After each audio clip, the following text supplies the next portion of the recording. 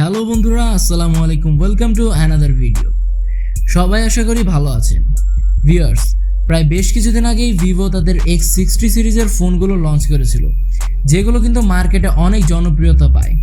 তো তারই ধারাবাহিকতায় এইবার ভিভো তাদের X70 সিরিজের ফোনগুলো বাজারে আনতে চলেছে।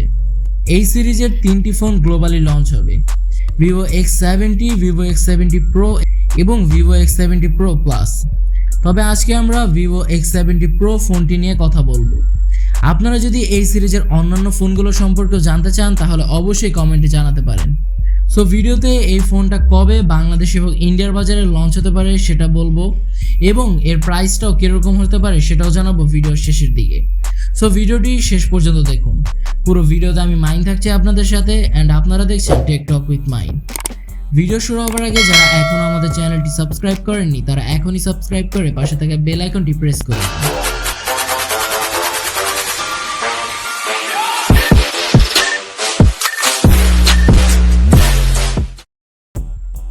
প্রথমে যদি ফোনটার লুক এবং বিল্ড কোয়ালিটি নিয়ে বলি তাহলে বলতে হয় বেশ সুন্দরই একটা ফোন।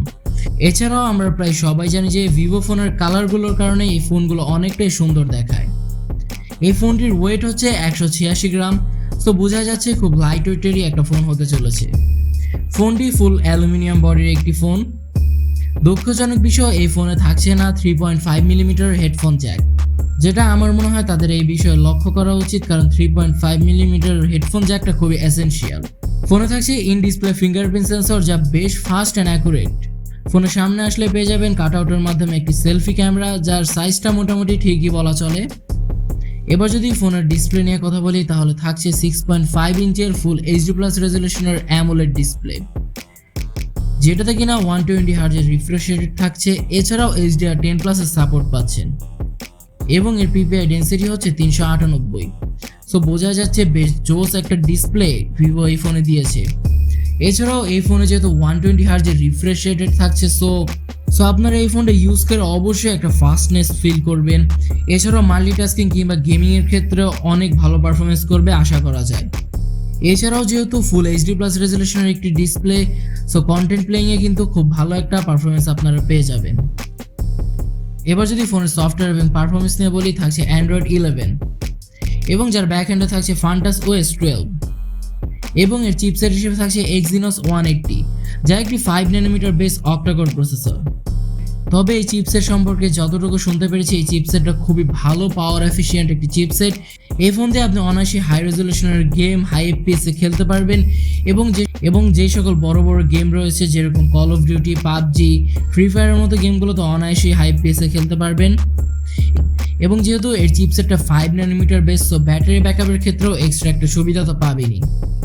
এই ফোনের মোট 4টি স্টোরেজ ভ্যারিয়েন্ট রয়েছে: 8 128 GB, 8 256 GB, 12 256 GB এবং 12 512 GB, এবং স্টোরেজ টাইপ হিসেবে থাকছে UFS 3.1।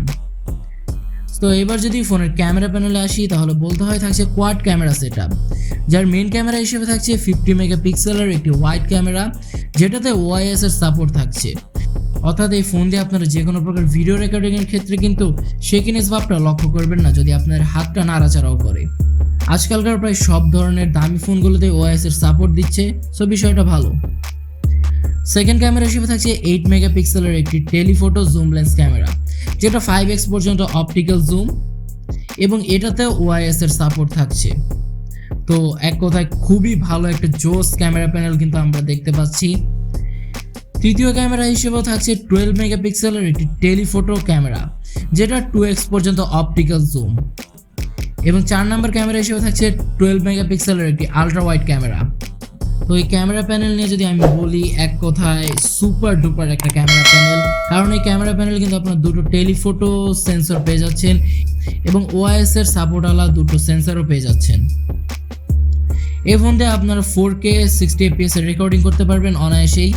ফ্রন্টে থাকছে 32 মেগাপিক্সেলের একটি ওয়াইড ক্যামেরা, যেটা দিয়ে 4K 30 FPS এ রেকর্ড করা যাবে।